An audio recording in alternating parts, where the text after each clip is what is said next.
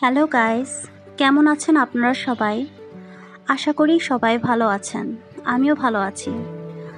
তো আজকে চলে এলাম আরেকটি নতুন রান্নার ভিডিও নিয়ে। তো আজকে আমি রান্না করব লাল শাক ভাজি। তো আমি চুলাতে হাঁড়ি বসিয়ে দিয়ে চুলার জাল অন করে দিয়েছি আর কুটে রাখা শাক দিয়ে দিয়েছি। তো আমি শাকটি কিছুটা সিদ্ধ করে নেব। দেখতে পাচ্ছেন গাইস, শাকটা অনেকটাই সিদ্ধ হয়ে গেছে। এখন আমি শাকগুলো তুলে নিচ্ছি। এখন একই হাঁড়িতেই আমি দিয়ে দিচ্ছি তেল। তেল গরম হলে দিয়ে দিচ্ছি এক টুকরো মাছ। আমি মূলত শাক মাছ দিয়েই ভাজবো। যে কোনো ভাজিতে মাছ ভেঙে দিলে আমার মনে হয় যে টেস্টটা একটু বেড়ে যায়। তো মাছটা আমি উল্টে পাল্টে ভেজে নিয়েছি। এখন দিয়ে দিলাম পেঁয়াজ কুচি, সাথে রসুন কুচি। পেঁয়াজ রসুন ভালো করে ভেজে নেব।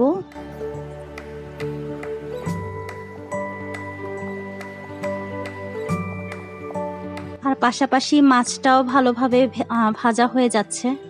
আমার পেঁয়াজ রসুন ভাজা হয়ে গেছে। তো পাশাপাশি দিয়ে দিচ্ছি শুকনো মরিচ। শুকনো মরিচগুলোকে ভালোভাবে ভেজে নেব।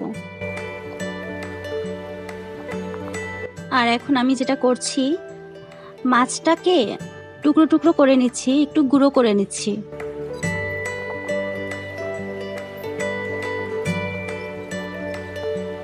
এখন আমি দিয়ে দিচ্ছি আগে থেকে ভাপিয়ে রাখা শাক।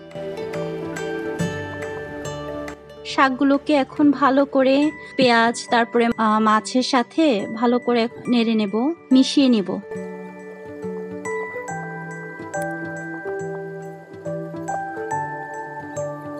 এখন দিয়ে দিচ্ছি লবণ। শাক রান্নার সময় লবণটা পরে দিলেই ভালো, কারণ কাঁচা শাক ভাজার সময় আগে থেকে যদি শাকটা সিদ্ধ করে নেওয়া না হয় তাহলে হয় কি লবণের পরিমাণটা ভালোভাবে বোঝা যায় না। তো আমি এভাবে শাক আগে সিদ্ধ করে নেই, তারপর লবণ দেই। তাতে করে শাকের পরিমাণটা আর লবণের পরিমাণ দুটোই বোঝা যায়। তো এই তো দেখতে পাচ্ছেন গাইস, আমার শাক ভাজা অলমোস্ট কমপ্লিট। তো গাইস, আমার রান্নাবান্না যদি আপনাদের ভালো লেগে থাকে তাহলে লাইক, কমেন্ট, শেয়ার করে আমাকে সাপোর্ট করবেন এবং আমার পাশেই থাকবেন। ধন্যবাদ।